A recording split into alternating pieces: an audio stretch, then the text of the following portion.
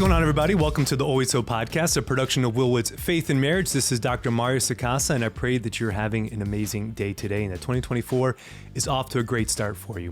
Well, couples who have been married for 15 to 20 years, this episode is for you. Today, I welcome Damon Owens, internationally acclaimed speaker and co-founder of Joyfully Ever After, to talk about how to thrive in a middle-aged marriage. That's kind of what we're talking about today. We discuss how to overcome long-held resentments and negative patterns of communication with your spouse, how to express unmet needs, the importance of having a supportive community and friends who care about your marriage, maintaining curiosity, wonder, and delight in your spouse, planning intentional moments of connection, date nights, and retreats, and what physical intimacy looks like at this stage of marriage.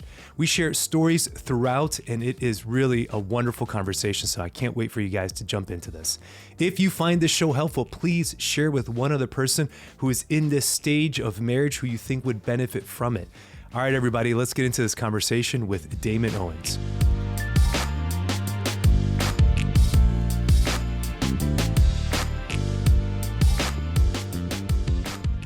Damon Owens, welcome to the Always Hope podcast. How are you doing today?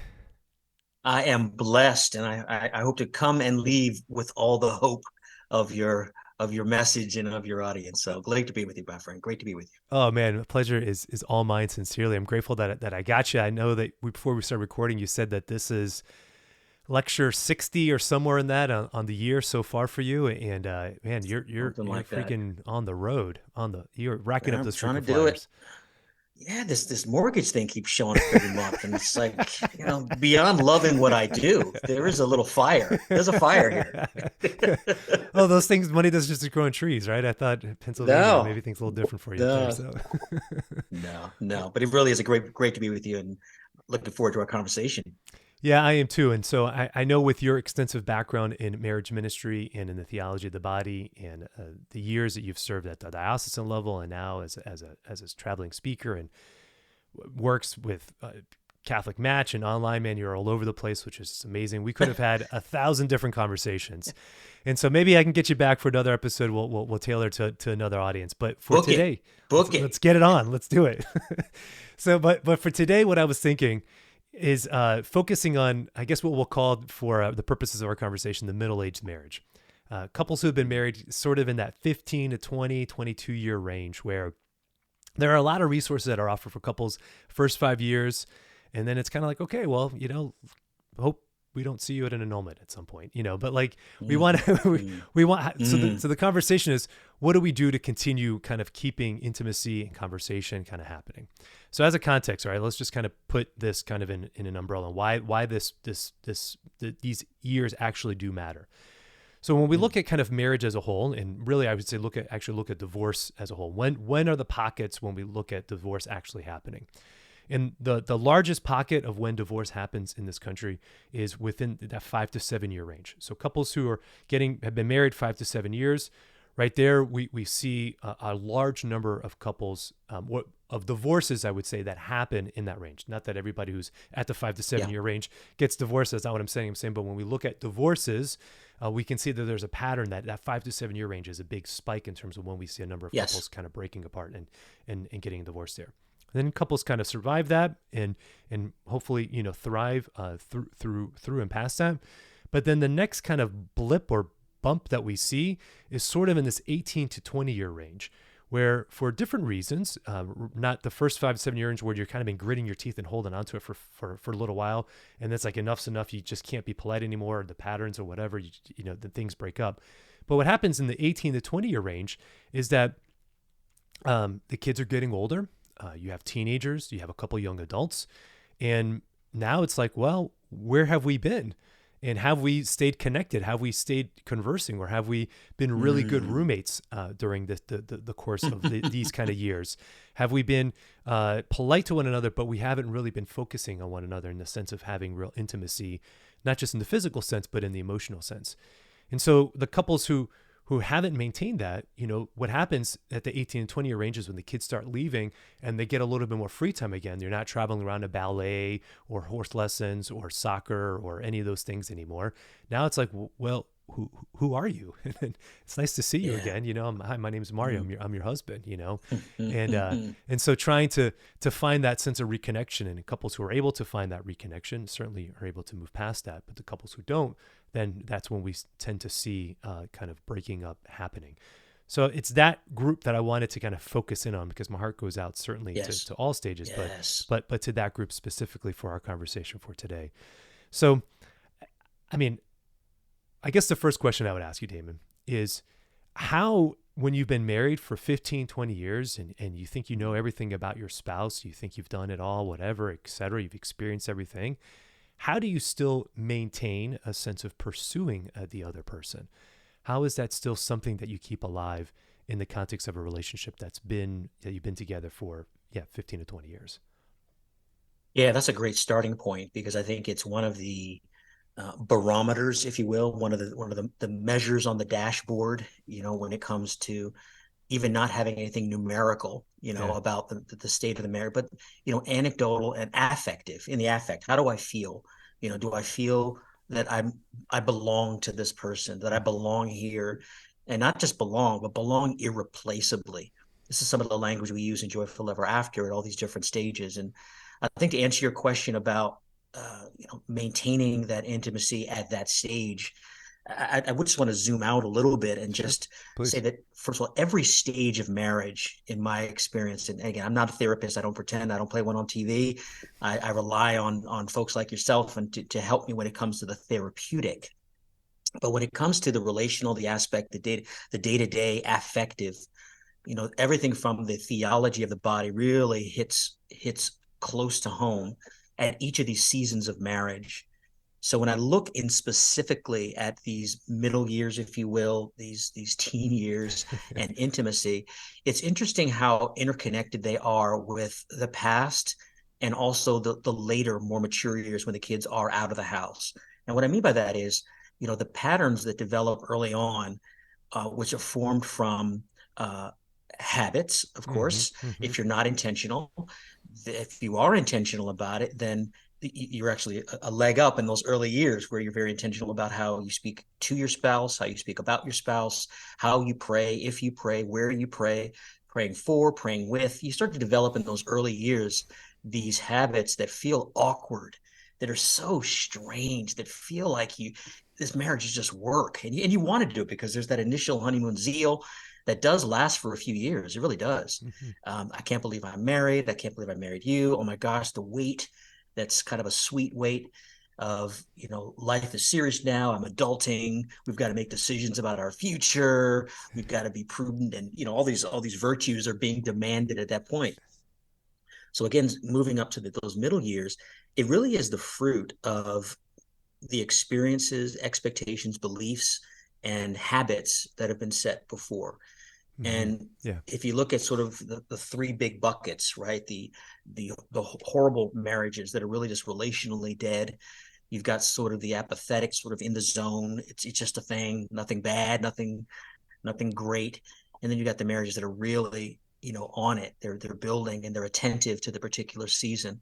I think for each of those, you're still looking at the fruit of years of habit, Mm-hmm.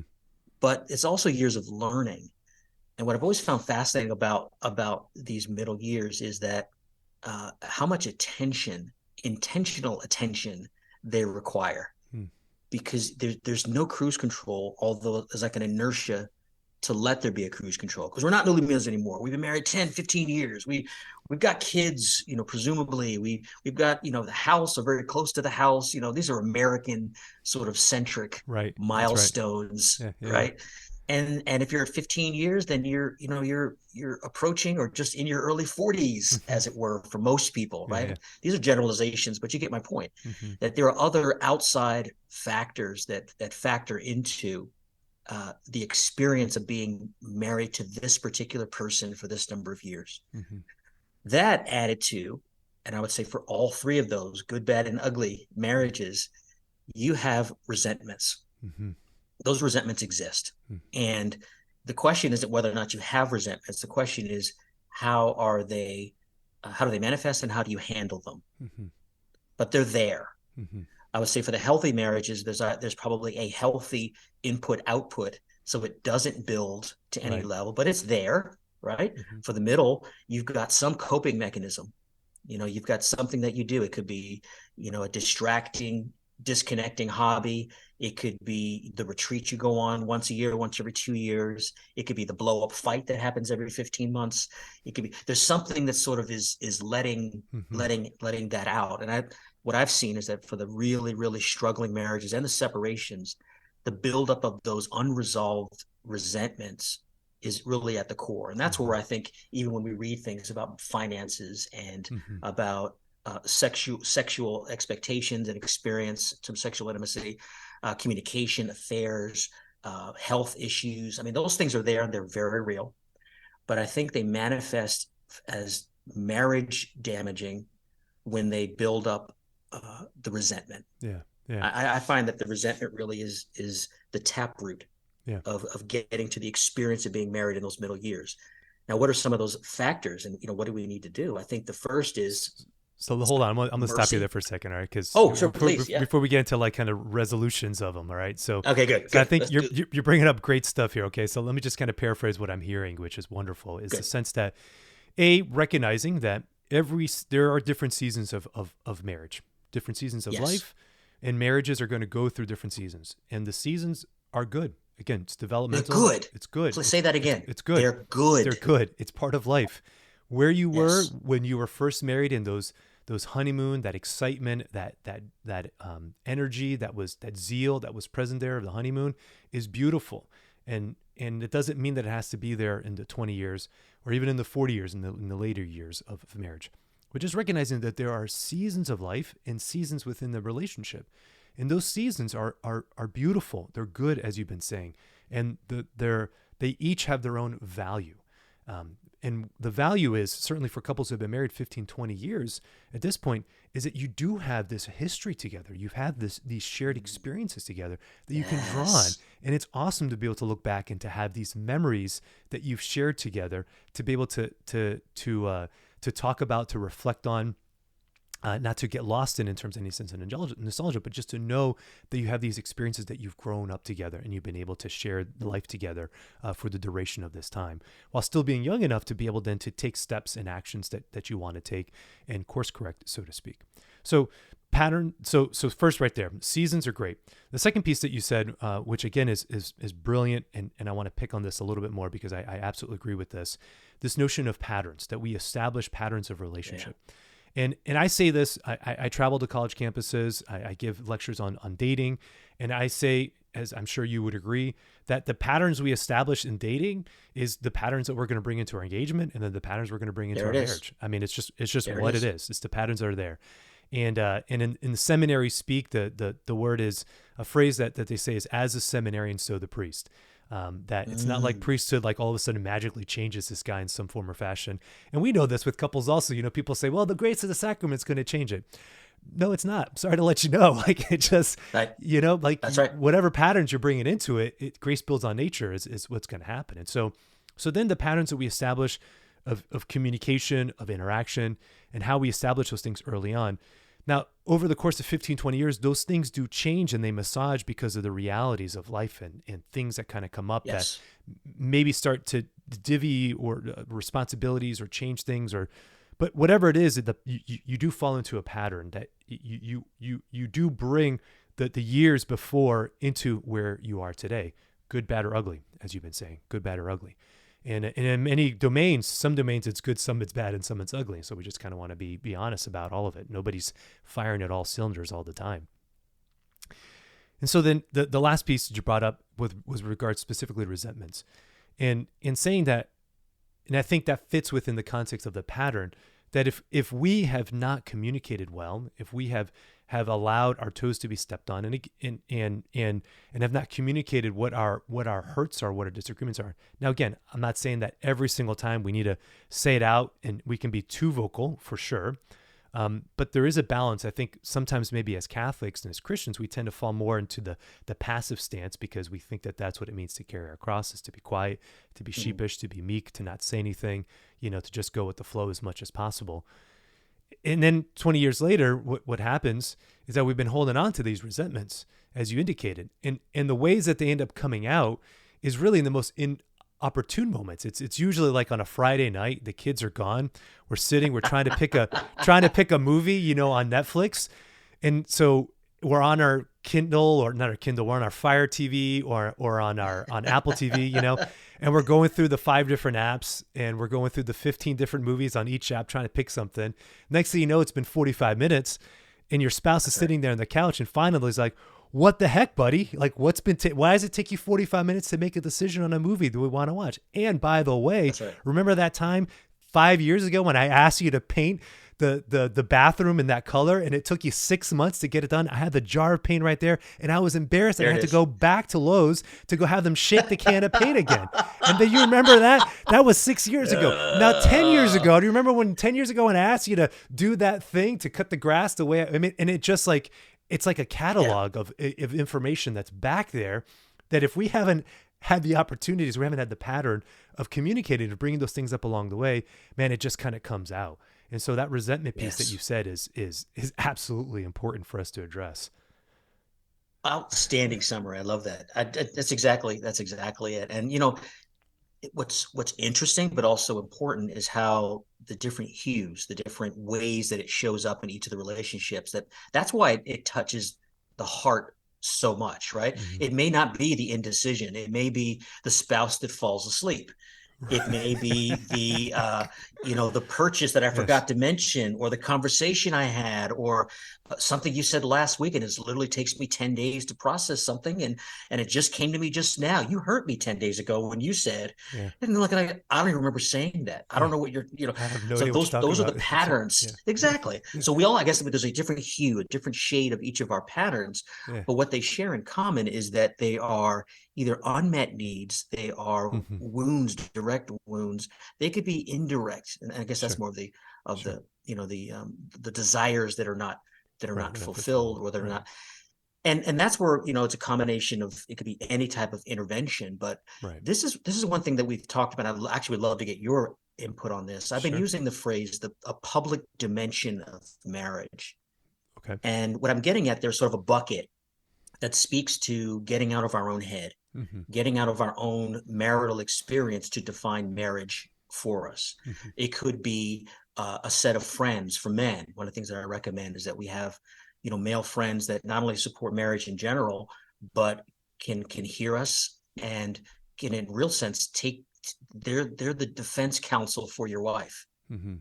So, you could say all that you want to say about this, and they'll listen, and they're with you, and they love you, and you love them. But in the end, they say, okay, well, Damon, what'd you do to make her that mad? Yeah. All right, Damon, I know you like when you do that, you always kind of do a little bit of this. So is there anything? I did nothing. Weren't you listening to me? Didn't I just tell you I did nothing? It was all her. Exactly. Yeah, I heard you again. In the last 20 times you told me, Damon, that it was nothing. There actually was a little something in there. So there's a public dimension that builds in other couples, other friends, other people that are always marriage supportive. They're always in defense of the marriage bond, if you will, defenders of the bond. Defender of the bond. There you go. Right. But they're also attentive. They're personal. But there's also the experience that happens when we go on a marriage retreat, or if we go to listen to a CD together about a couple's testimony, or we go to a talk, or we open ourselves up to the outside of our communio, and allow other marriages to speak into us, and we get the opportunity to speak into other marriages, all for the purpose of building it up. Because what happens with the resentments is it's this cycle that starts to rot. It's a fermentation that happens. And the best way to end a fermentation is air. Oxygen is and there's a certain oxygen in living our marriages, not openly, right? There's a privacy in some areas, but there's also a duty that we have. That's why our marriages are done with witnesses, and they're done in a church, and they're publicly proclaimed. There is a public dimension. And I think getting at some of these multi-year, sometimes multi-decade resentments is because we've held too much in. So it's part of our American culture. It's even part of our faith culture that everything is very personal.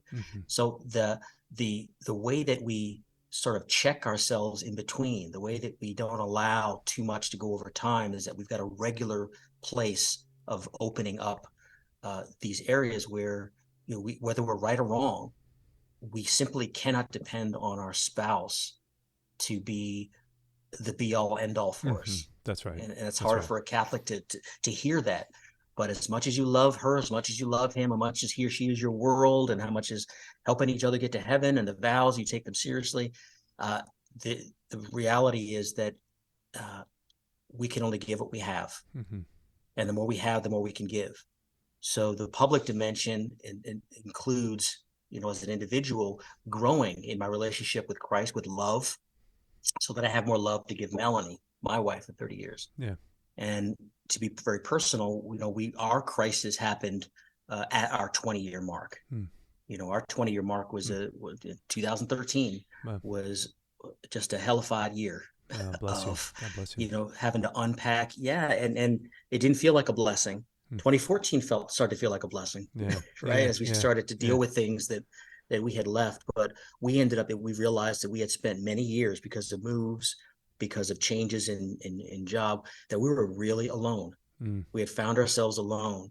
Whereas the first, many years of marriage, we were part of a circle, a group. We were with friends of people who were married, serious about their marriage, and we were really friends.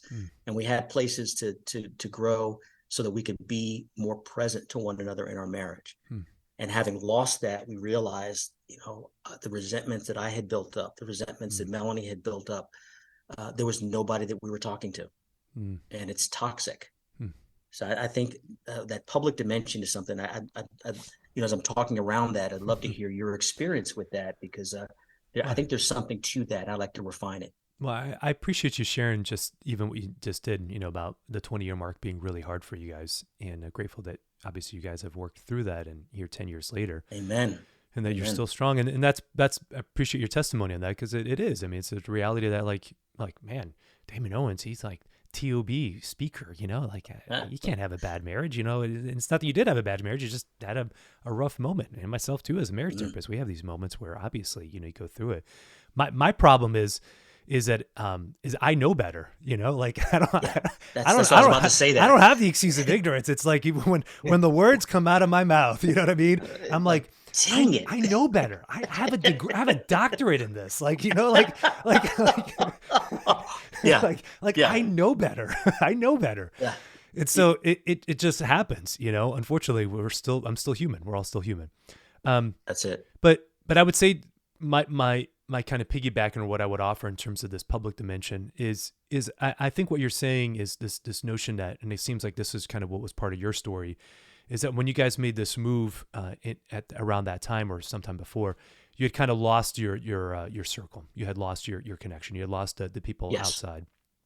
And so in moves, we can and we should kind of rally around each other. Whenever there's a big event that happens in our relationship, whether that's a crisis of health, or a career change, or a move or something, those, if they're done well, become rallying points for the family to kind of come together.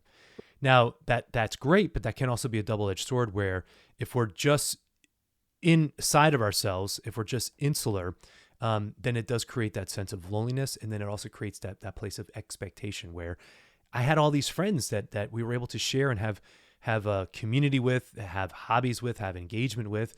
And now I'm just pouring all of that expectation into you, which is way too much for one person to hold on to. That's it. And That's it. So what you're saying with the public dimension is kind of bringing air into this, which is reestablishing those networks of people who genuinely support the relationship, and the people that you can be honest with, that are going to, support you and give you empathy, but they're also going to hold you accountable and making sure that, you're focusing on the things that need to be focused on, which is just going to be that release valve and bringing that oxygen in. Now, I would say it does take time for us to develop those level of friendships. I mean, that's the mistake that we make in our society, is that we think I can air it out. The public dimension would be Facebook, or would be Instagram, or would just be posting it out on that front. Well, the people that are going to respond to that aren't always going to have your best interest, and that would be the wrong medium to air those grievances out loud. But in an environment where there are people that you trust and that they genuinely know you and you have some history and you can share at that level, then yeah, there's going to be folks who are going to be supportive of you.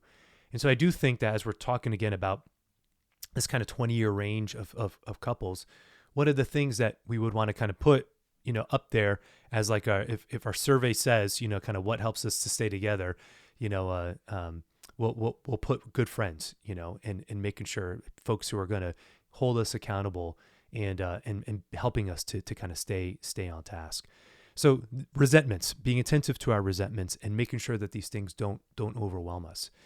But I would say then, shifting gears just for a little bit, is this notion of dating our spouse, and this notion that we have to maintain this. So I gave a marriage retreat for the Diocese of Alexandria, Louisiana, a couple weeks ago, and there was a couple that was there that had been married for, it was over 50 years. I think it was like 54 years or something of that nature. This sweet elderly couple, and they said that since he's retired, which was I think 3 years ago, they have written love letters to each other every single day. And so at 50-something years of marriage, however old they were, in their mid-70s, they had written over 1,000 love letters to each other in the last 3 years. And I was like, that's incredible. I mean, that's absolutely incredible. This notion that we can still pursue each other, that we can still romance each other, that we can still date each other. Because I think that's what dating is. Dating is this sense of exploration. That's what the phase is. That's what the dating phase is. It's misunderstood in the context because we always view dating more in the context of a lack of chastity. And I'm not speaking about it in that, of course. I'm saying in the context of purity and chastity, dating still is this sense of exploring and understanding the newness of another person. And how do we maintain that? And how do we maintain that posture? If we're able to address the resentments for sure that may be building up along the way, but just even as a disposition of romance, what does that look like for couples at this stage? Yes, I love that story, and I think there's a lot to unpack there. And I'll make some assumptions, but having done this for decades now, if they were married 57 years or so and then decided to do this in the last 3 years, I can guarantee you they picked that up in a book, in a talk, at a retreat, spiritual director. They picked something, even at that stage of their marriage, blessed them in a way that they said, we're bringing that into our communio. Right. We're bringing that into our communion. And then again, I'm just putting a little checkbox there next to that public dimension that, again, when you're open to that and you receive things that because I'm sure they've gotten dozens of ideas. You go on any day, even your beautiful marriage day, you're going to get 50 things that you could do. And you and I are always telling people, just pick one, just do one that you take seriously. So that's one area. The other area is that it was done at such a tender time in their life, right? A retirement is as jolting as it is, the marriage of a child or leaving the house or college or, help. So right at that moment, they were open enough to pivot together to something that they agreed would draw them closer together. So I think the principle we can take from that is that attentiveness, that curiosity, the wonder, the humility, the fascination that really is, when we put our paddle in the water as a husband and a wife, we don't just let the current decide which direction that we're going to go. We decide which direction we're going to go. So we paddle together in the right way. Otherwise we end up in a circle. Right. And the desire, I would say, just to people hearing this for the first time, I would say that they probably had 4 or 5 things that were really, really interesting to them to accomplish that goal of growing together. And the love letter was one that they confirmed together. Right. And doing it, they had the privilege at that season too of having fewer distractions, sort of the tyranny of the immediate, whether it's kids, whether it's a job or working 9 to 5. But they also did the heroic work of not allowing that quiet or that the fewer demands dictate. That would be the current, dictating how they interact with one another. We've been at this 57 years. We know each other. There's nothing new we can really, I know this woman, she knows me. We've been together more than we've been alive, But I think that is a principle in all the seasons that should be heard. An openness, a curiosity, a setting a priority, and really experiencing the delight. There's a delight when you receive that first letter. Yeah. There's a delight in that third letter. Yeah. There's a delight in writing without expectation or without anxiety or without it. Again, the expectation sort of gives us the sweaty palms and the sweaty underarms when we're, dating literally for the first time before we're married. Like, Right. how's this going to be received? Oh Yeah. my gosh, am I revealing too much? Am I going to be embarrassed? Is this going to be, it's going to count against me later? And it's a lack of freedom. But to know someone for 5.5 decades and then still have that openness to embrace a new season that's based on a refresh wonder Yeah.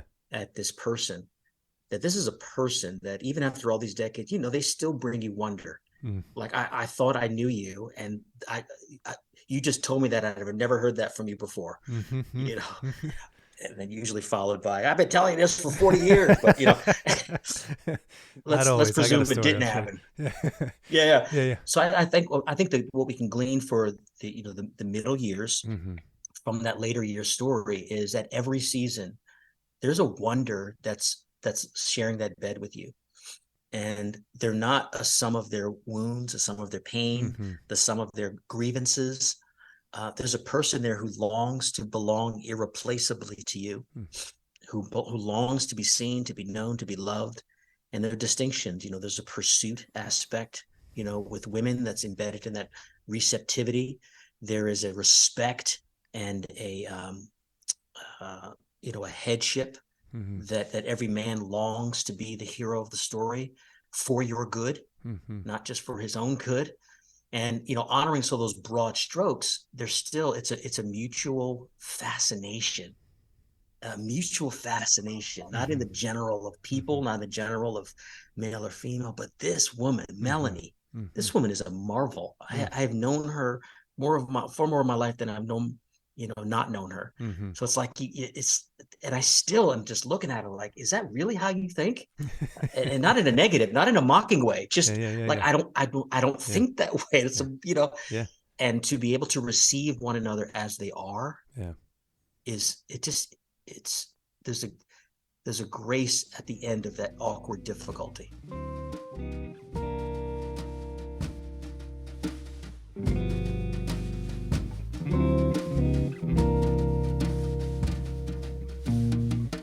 Hey everybody, this is Dr. Mario Sacasa taking a quick break from my conversation with Damon to encourage you to check us out at faithandmarriage.org. We have a number of marriage retreats and other events planned throughout this year.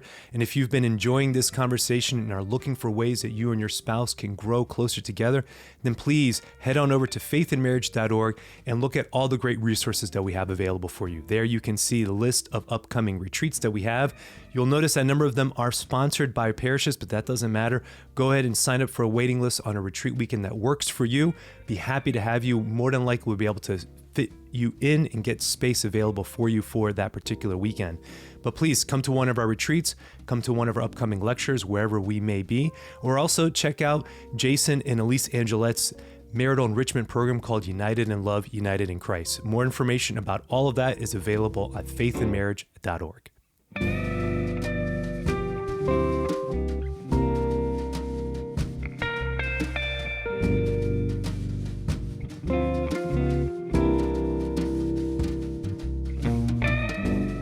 The word that's ringing in my ears from what you've been saying has been fascination. What a great word. What a great word. Yes, am I isn't still it great? fascinated by you? Yeah. And I think that's a disposition where, again, the tyranny of the moment, as you said, that what happens is that these years are very busy. They're busy years, and that's just the reality. Yes. Depending how many kids you have, Yes. even if you don't have a lot of kids, still you're running around, like I said, to lots of different events. Careers are taking off, so there's more demands at work. New opportunities are presenting themselves. So there's just a lot of things that are occupying your time and occupying your space. And the temptation that we always we all have is that our attention is something that's limited. It's a limited limited commodity. What we actually put our attention to is in fact limited. And so we don't always pay attention to everything that we're doing. Like I'm not always paying attention to the floor, for example, when I'm walking, because I don't need to. It's a given. I know it's there, and I can just kind of walk.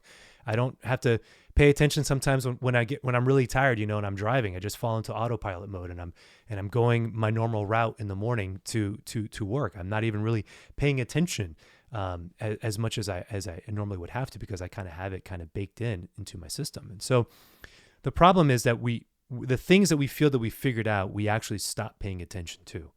And we don't really feel that they have to be we don't feel that we have to explore them anymore. And what a dangerous place to find ourselves in our relationship. Yes. If we feel that they no longer deserve our attention, because all these other things have, and this normally doesn't happen intentionally. It normally happens by consequence. It's like by I was just going to mention, just to clarify. Yeah. That's it it almost happens. always. It happens to all of us. It happens to all of us. It's like, okay, you got your list, and we do this subconsciously. You got the 5 things that you're picking when you're picking up who, the bills that you're taking care of. I got the list on my side of the chores that I do and who I'm picking up who from when, and which bills I'm paying, which ones you're paying. Okay, we got those squared away. Great. You got yours, I got mine, and let's roll, And we think that because of our kids, then the focus is, well, I gotta take care of them. I gotta do this. And it's like, well, we have to make sure that we still have attention, that our spouses, that my wife still gets my attention, that she still gets my interest, that I still am fascinated with her, and that I have not just taken her for granted, because she is, as you indicated, a wonder. She is an eternal mystery that is present before me, made in the image and likeness of God. And if we lose sight of that, I mean, we've reduced the person. And again, it's no shame on anybody. It's no guilt on anybody. I understand why these things happen, because we are, as humans, we want to categorize things, and we want to be able to put things in boxes. Why? So that we can make meaning out of it, that we can make sense of the world. We have to have some conceptualization, some frameworks, and some patterns, again, that we the ways that we kind of see the world and operate within the world, to give us a sense of direction as we navigate through it. But woe to us if we take our spouses for granted. So it's just a gentle encouragement for all of us who are listening to say, well, how am I still fascinated, with my spouse? In what ways do I still delight in her? In what ways do I still delight in him? I mean, we're both men talking here, obviously, so the opposite. Or am I just nagging? Am I just falling into those rooms? Am I letting those resentments be the thing that I see the most? Is the resentment the definer of my spouse in my mind and in my imagination? Because whatever tapes we play in our head, I'm telling you right now, they become our reality. Whatever narratives we got running around up there, I'm telling you, like, it becomes fixed at some point. And better now to try to change it and course correct it than when it becomes too much. Well, I think the demand, that's beautiful. The demand of what those narratives are is what I've seen so frequently, not only in my marriage, but also in the marriages that we work with. We had that big event. A lot of my data comes recently in 2020 from the Catholic Marriage Summit, which is such a great gift. It's like the stories that we heard during that time of shut-in and forced time, change of schedule. It's like the narratives that we set, and we do set them. It's amazing how everything fits into that narrative after that.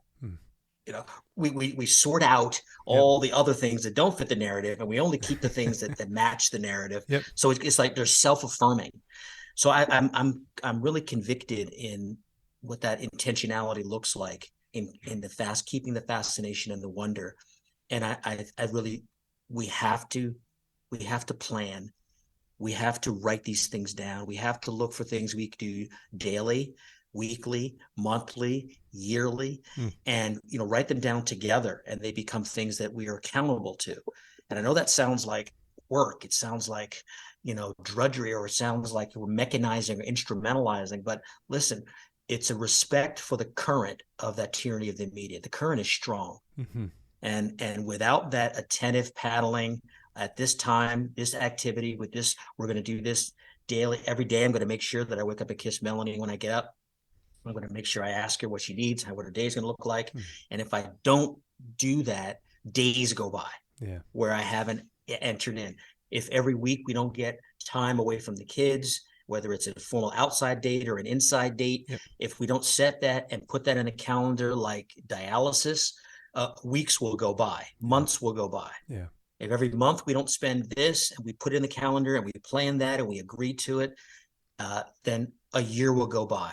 Yeah. It's just the way that it is. So and you know, a retreat, something, you know, we do. I'm just saying, whatever it is that you put together, it can't be off the cuff. It can't be reactive, Mm-hmm. especially in these middle years. Mm-hmm. It has to be intentional, and you do have to write it down, and you both have to agree on it and to prioritize it, because the kids, the money, health issues, job, you know, seasonal change, whatever it is, Yeah. sports teams, Yeah. everything is banging at your door, and it is a tyranny. Yeah. It is a tyranny. Yeah. Yeah. And if we're not intentional about it, that current will just drive the marriage to become number 2, number 3, number 4 Yeah. priority. Well, we also have a negativity bias and a recency bias, in the sense that we're most attentive to the things that are the most negative and the things that had just happened recently. I'm going to ask God about that. I'm going to ask the Lord about that, God willing, when I say it. Like, why can't we have a positivity bias? You know, like, I remember 10 years ago, you delighted me. I really like you. Exactly. Where is that? Exactly. So my kids, I'll share the story with you. So with my kids, this is recently my 9-year-old, who's I love him to death. Love all my kids to death. He's my most extroverted. Whatever extrovert is, ramp it up 100. Like, that's him. There's no filter. I never have to wonder what he's thinking. I know exactly what he's thinking all the time. So last week, you know, I do all my sessions now remotely, all my podcasting, everything from home. I do all remote, which is great because I get to see them often. The younger two are still homeschooled, and so they see me in action. One time last week. Okay, I've been at home 1.5 years now working. One time last week, I was running late for a counseling session, and so I skipped the corner where I had shorts on, right? I didn't have pants on, right? So I had my shirt on, I have the tie on, all right? So but it's a Zoom thing, man, so it's all right. I got like one time I'm running late, right? So I'm like, all right, I'm just gonna make sure I don't, you know, the camera's high enough, no one's seeing anything, right? And freaking the kids, man, like like ever since then, it's been a couple weeks. He's like, Dad, so you always go into your sessions with like shorts on, huh? I'm like always. I always go into my sessions. Always. Yes, I always go into my sessions. Or like actually, or I wore pants the next time. He's like, Dad, why are you wearing pants? You always go into your sessions with shorts on. You know, it's like it stuck. It stuck. That was it. The narrative. It fit the narrative. It was like, my dad is the coolest. He gets to wear shorts. He gets to wear shorts, exactly. But like we do that. That's what I'm saying. It's like when we say, well, you always. Yes. Or you never take out the trash when I asked you to do it, or you never follow through with whatever the thing was. I mean, is that a true statement? I mean, that's the thing that we have to be very attentive to and cautious about, because the narrative. Well, I would go further and say, because this is one of the things we talk about in Joyful Ever After with our spouses. We talk about something called the spousal fulfilling prophecy. And I'll get to that in a second, but it gets to that point of, even if it is true, right? Even if the negative is true, the way to change that is not putting a spotlight on the negative. It just never works. Right. You never do this. You always do this. The spousal fulfilling prophecy speaks to the good or the desire that you love about your spouse, or that you need from your spouse, a true desire of the heart. Yeah. And saying, you know, when you do this, it really makes me feel loved. When you do this, it really makes me feel secure. Whatever, fill in the blank. But it's a spousal fulfilling. And especially for men, we rise to those occasions, even in resentments, even in the memory, even if we know we haven't done that in years, we know we can do it. And if that delights my wife, I'm going to be on that 7 days a week. Yeah. Right. As long as we know that the negative just never converts. Because that's the problem. As long as we know it. Because the negative, what ends up happening is that it becomes a defense mechanism. And then what ends up happening is that the guy never feels like he's doing enough. I'm doing exactly what you asked me to do, but it never feels like it's enough. And that's because, like you said, with this spousal fulfilling prophecy, this self-fulfilling prophecy, is that it becomes the way that we interpret their actions. And so I get it. And there's reasons for it. And there's reasons why there's a defensive posture. There's reasons why that's there. But the only way to no longer see them through that light is by allowing them, give them space to be able to actually try to penetrate. And that means we have to let go of that defensiveness a little bit. And that's a challenge, because that makes us vulnerable. And nobody wants to feel vulnerable, especially by the person we've been hurt by. Yeah. Yeah. Yeah, that's it. And that vulnerability, I think, takes on a fear among other dimensions. It Yeah. does take on a fear that either your desires are not worthy, Yeah. or that, I call it willing and capable. Like when you're in that kind of intimate relationship, the questions you're asking are, is this person willing to fulfill my needs? And then are they capable? Hmm. And if either one of those is missing, it's just a different dimension of the wound. Yeah. Right? Because the desire of my heart is the desire of my heart. Right. And it may not necessarily be Melanie's job to fulfill that particular desire, Right. but there are a set of desires of my heart, things that I need, Hmm. right? And the lack of that fulfillment creates a wound, and it doesn't doom us, but it does, in the affect, it affects the way that we're Hmm. able to give and receive ourselves in communion. So um, my point with all of that is being attentive to our desires is a habit. It's something we have to be Hmm. to continually work at, especially as you said early on as Catholics, where we think that somehow we have to uh, you know repress or to force our desires uh, so that we can be happy. Yeah. Take them out of the picture. And I think there's a balance between our desires driving us and defining our life, which is Hmm. not healthy, and also the other side, which says somehow our desires are inherently a distraction Mm. from being a good husband, to being a good wife. I think it's the raw material. Yeah. I think the raw material of a wife's heart, the raw material of a husband's heart, are their desires, and the one of them is the desire to be the source of happiness for one another. Yeah. Yeah. Yeah. Right? Yeah. Yeah. Yeah. So let's transition then. Speaking of desire, I mean, so then what does sexual intimacy, physical intimacy look like, during this Mm. stage? What do you think? Yeah.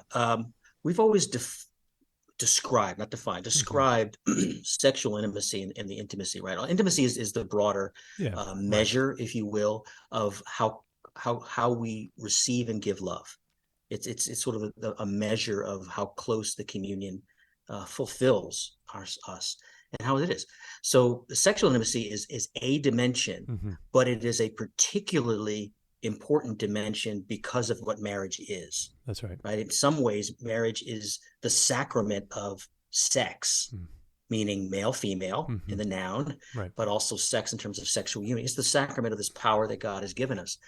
And that power has two meanings. It's unitive and it's procreative, meaning in and of itself, the sexual act is procreative. We don't do anything to make it procreative. It's not procreative because we have children. It's not, that we do something to make our sexual um, life, marital act itself procreative. It is in and of its nature.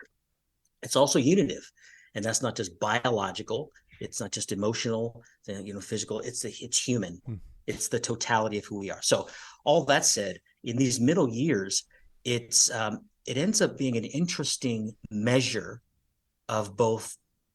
I'm talking about the experience of our Mm-hmm. sexual uh, life as a husband and a wife becomes both a sign, a sign, but also rightly understood, a means.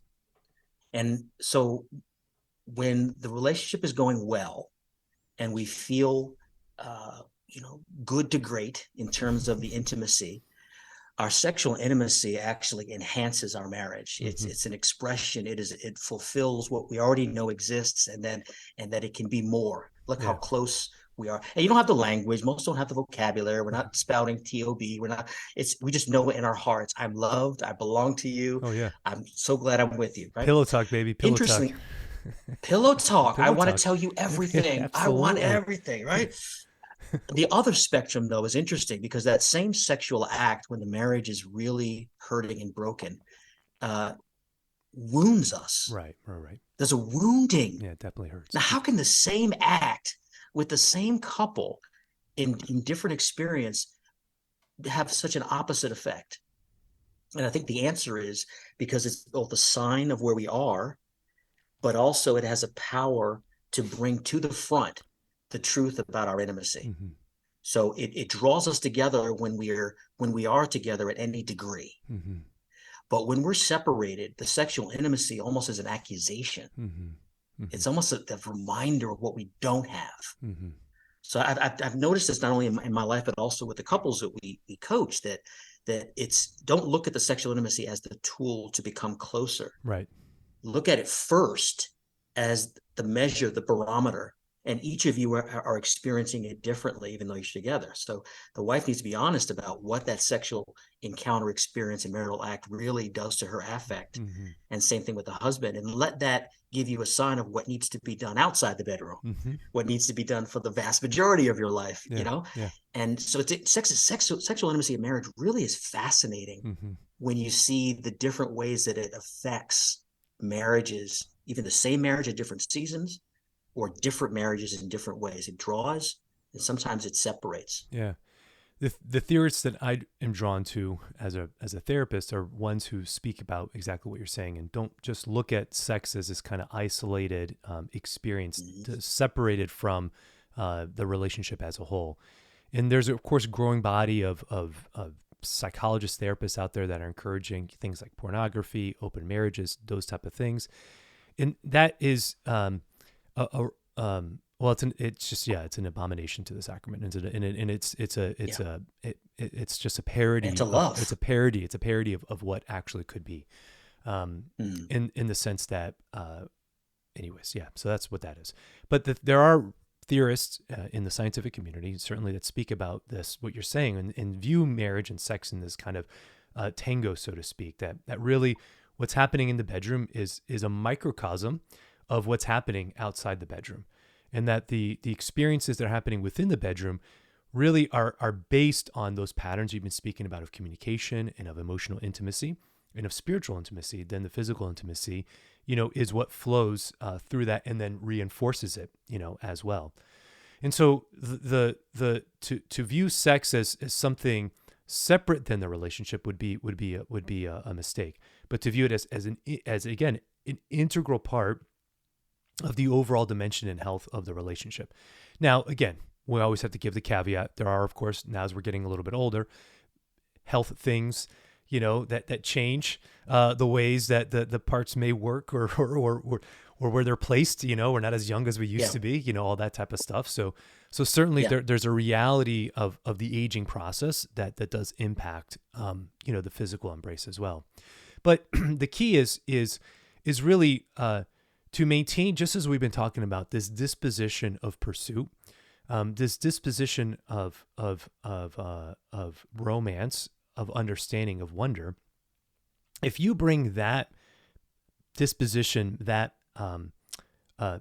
attention, whatever word we want to use there, into the bedroom, I'm telling you, things are going to work out all right for you, because you're bringing that desire for exploration to be present in the bedroom. And so even again, like the words that we use in our culture when we talk about novelty or novelty items, these are all euphemisms for other things. But the desire for novelty, again, even in of itself isn't problematic. What's problematic is the ways that we then seek the novelty. If we are reducing the person to just mere body parts, then the novelty is going to come solely by new experiences and introduction of new items and things, and it just keeps more at a shallow, superficial level, which then, again, is a parody, as we're saying, whereas is really a short-circuiting of what could be happening, which is when we speak about novelty in our Catholic sense, is that there is this depth that's there. And if you're seeing your spouse and you're understanding them and you're learning something new about them on the daily, as the kids say, then you have something new to make love to, because you have something new that you've discovered about them, and you allow that to kind of transpire. Then what happens in the bedroom certainly kind of works itself out in that context, and that will be much more enriching, and tender, and a unifying experience than simply just resorting to quote unquote novelty items. I'm so glad you brought this distinction up. John Paul II spoke about St. John Paul II about two irreconcilable concepts of the human person. And again, without getting too up in the clouds here, he's saying that there are two different views, at least two, that are dominant in the Catholic mind, right, in the Christian mind, because we're part of a culture that doesn't see a person as a comprehensive union of body and soul, of senses and of spiritual matters, but as these isolated, fragmented pieces. So, as you said, to separate the sexual act and the sexual experience is the ethos. It is the culture, the one concept of the person that we gain as many pleasures and desires, and they're by good by definition, and that anything that is not or is painful or hurts or requires work or is difficult is by definition evil or other. But what you're speaking to is the decision with novelty, either to be novel in that concept of the human person, that this isn't the person that we're speaking about is me. So my experience, my delight, my requires all of these tools and stores and gadgets to bring in, because we're at that shallow level spread across horizontally, if you will. But there's a depth, that's it. as you said, and the depth always requires a real human person. Yeah. Right. See, the movies don't tell us, the porn doesn't tell us, the stories don't tell us, nothing tells us what happens after these sexual acts to the people. But as human beings married as a husband and a wife, there is no camera in your bedroom. So don't bring one in.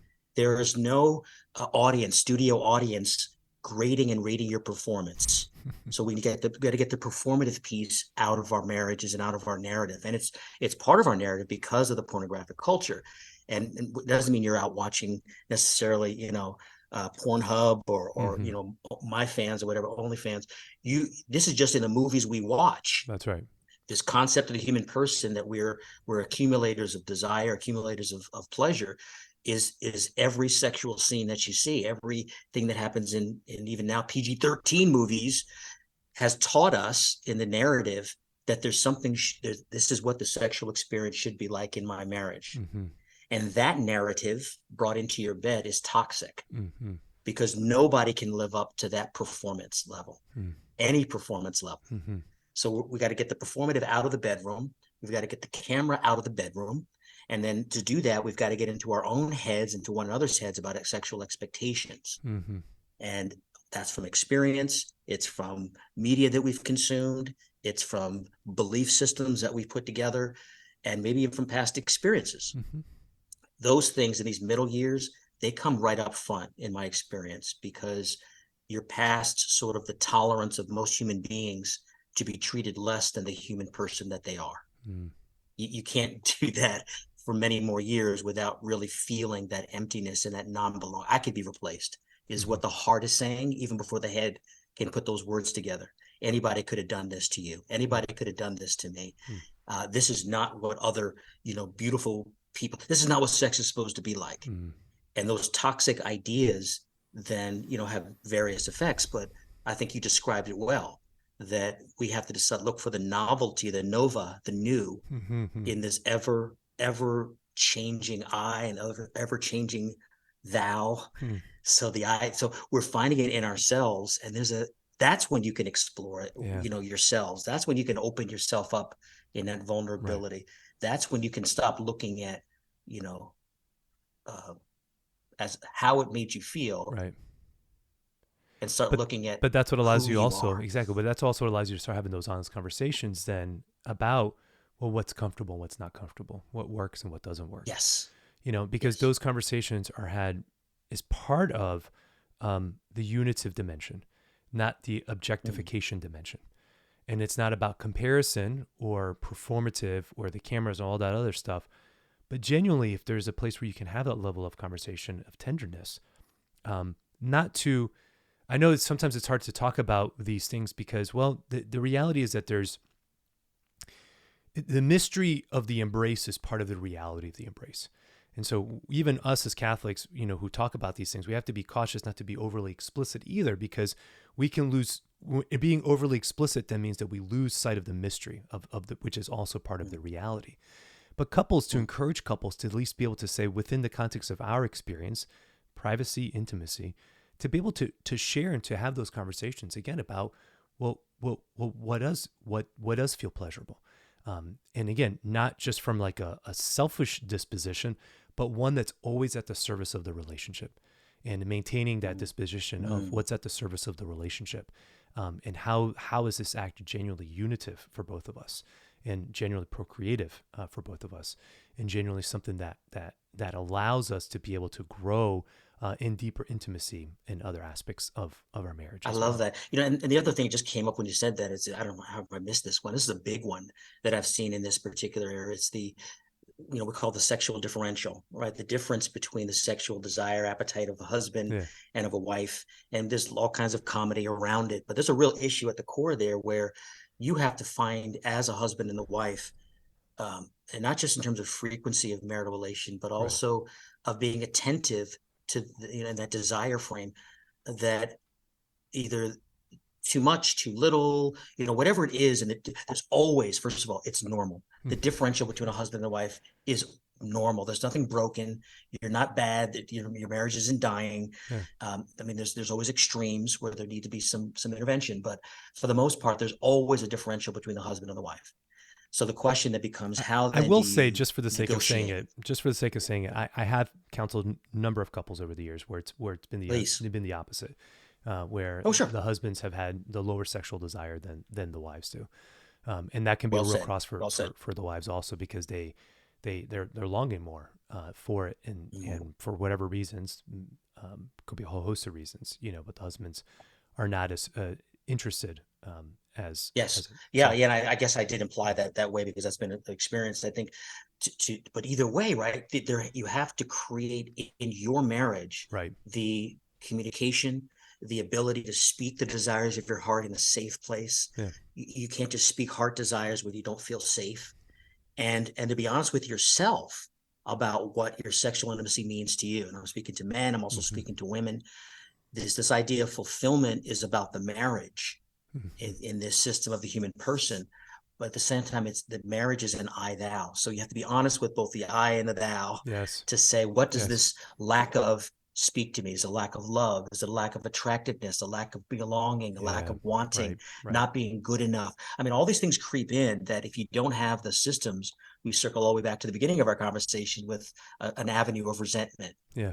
So that because again, it's comprehensive, our sexual union, it gets into the emotional, the physical, the spiritual, Mm-hmm. the intellectual, the creative, all the things that Yep. make us a whole human person.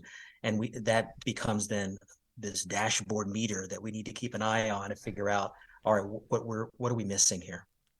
What do we need? Yes. Yeah. Well, Damon, praise the Lord, man. This has been a wonderful conversation. So grateful for the time that you've given to us. And if people have enjoyed what you've had to say and are interested in learning more about the good work that you're doing, what's the best way that folks can get a hold of you? Yeah, come to Joyful Ever After, all one word, joyfuleverafter.org, and you'll see some of the great talks from our Catholic Marriage Summit and our epic intimacy, emotional, physical, intellectual, communicative, and a community, a great Facebook community, about 26,000 couples who are really just trying to help each other build in marriage. Yeah. Joyfuleverafter.org. Praise the Lord. Well, we'll have a link to that in our show notes. And so Damon Owens, final question I ask all my first-time guests: what gives you hope? What gives me hope? In my travels, this just happened to me, I just landed here in Detroit, just finding these local pockets of on fire Catholics, and what I mean by that is not a tribalism, but just a mindset that knows that Jesus is Lord, that he sees us, he knows us, he loves us, and that marriage is this gift. And that's a burning desire in my heart, a burning desire in Melanie's heart, in our work. And when you travel, you expect to be apart from your group. And when you can, no matter how many miles away, and you find other believers who really are wanting to live this, it's just so heartening. So my hope is this church really is universal. Amen, dude. Great answer. Yeah. Damon, God bless you, man. Thanks so much for joining me on the show. Man, thank you so much for all you do. You're a gift.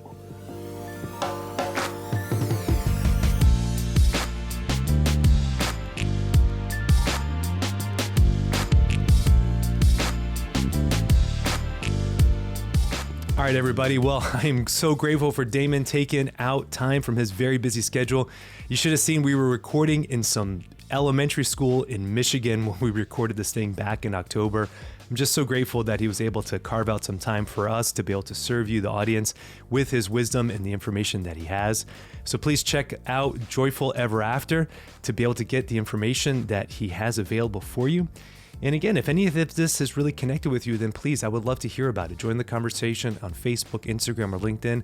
Please let me know what your thoughts are about it, or if you've really enjoyed it. I tell you, those ratings and those reviews on Apple Podcasts and Spotify, they're all helpful. You may not think like it's much, or you may be the type of person that's like, I really don't typically do this type of thing. Please, any little bit is absolutely helpful so that other people can know the good work that we're doing on this show. So God bless you all. Thank you so much for your time, for your attention. It is always a sincere gift. God bless you. God bless you. God bless you. Have a great day.